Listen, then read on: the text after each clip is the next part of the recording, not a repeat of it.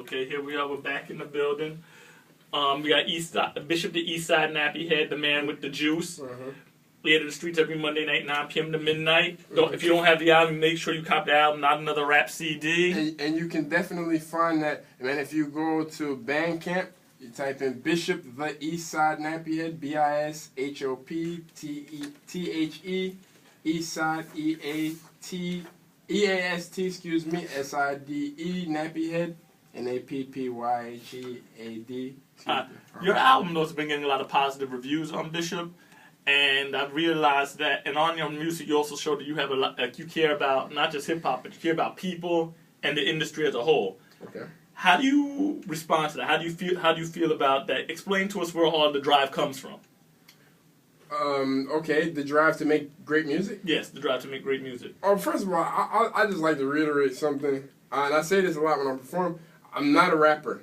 All right, I just call myself an experience. Because I don't like to put myself in the category of a rapper, you know what I'm saying? And I think that's why a lot of people are drawn closely to the music or whatever, because it's not, like you said, it's not another rap CD, you know what I'm saying? We don't get on there doing music about just the average topics and themes that other rappers do. We do stuff that's just completely left field, but we do it in a way that's creative and that's not, you know, the music's kind of clean.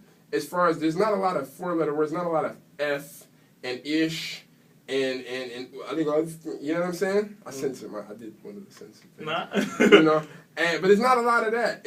But it's still kind of graphic because we paint different pictures, you know, with what I'm saying. But it's real life things that people need to hear, and I think that's why people relate to it on a real level. Also, on your album, though, you have a lot of very interesting production from many different producers. Okay. Tell us some of the producers who are on this album with you. All right. Okay, Dianetics did a couple of joints on there. Dianetics is a guy from Dumont. You know, he makes beats. Okay, we had one of my homeboys that I ran with before, Casanova.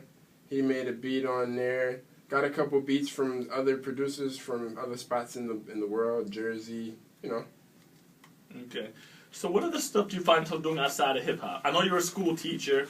And you like the profession? You like working with the youth?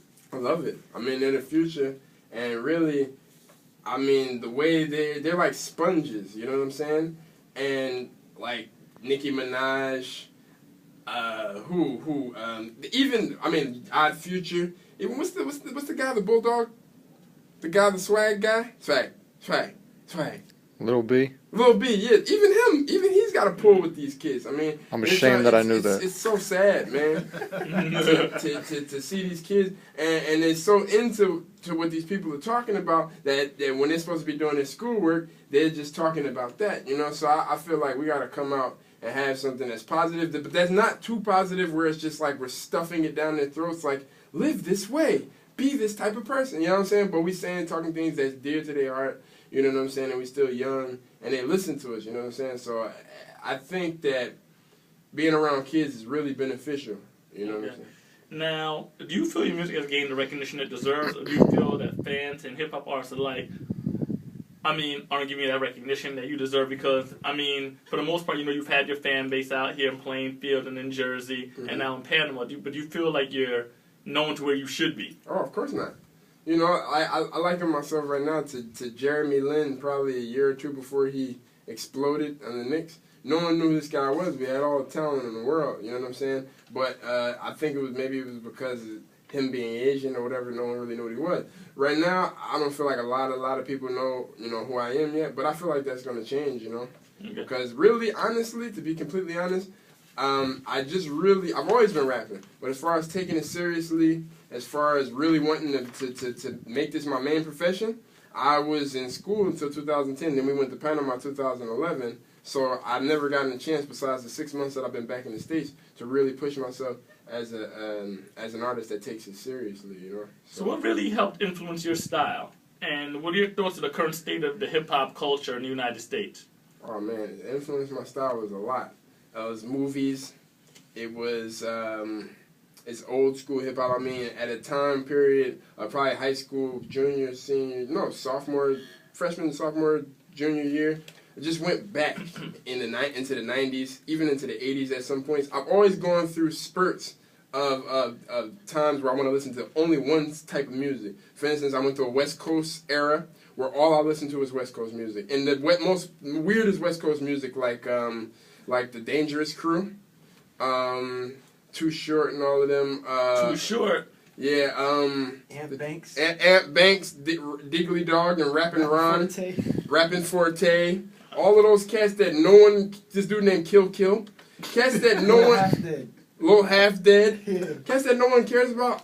I'll listen to. Yeah, on this coast they might not, but on the West Coast, I'm sure, like how we got our legends here, they might not care about. Yep. So it goes both ways. Yep. But I want to say, first of all, thank you for coming through, and you have any last minute words for the viewers and for our listeners out there? Yeah, man, I just want to say, man, Negros Americanos is the name of the crew. You know what I'm saying? I'm Bishop the Eastside Nappyhead. We got MC Enigma. We got Marilyn Malaika. We got POC out in Panama. You know what I'm saying? And he put together a great show that we have coming up on the 18th of this month, which is next Friday. You know, and man, we're going to go there. We're going to tear it up. You know, we're going to stay out there, you know, film some videos, record MC Enigma's second album, which the first one, Rainy Season, was recorded out there. Third album, really. The second album, Rainy Season, was recorded out there in Panama. So it's only right that the dry season one gets recorded in Panama, too.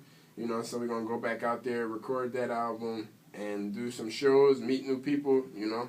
And keep it moving. Again, thank you so much, Bishop the Eastside Nappyhead, the man with the juice. Thank you for coming through. And if you don't have the album, you got a copy, you're going to stick around and do a freestyle for us, of course. Oh, you know it. Thank you for coming through. Livestream.com, air to the streets every Monday night, 9 p.m. to midnight. Let's go. Bye.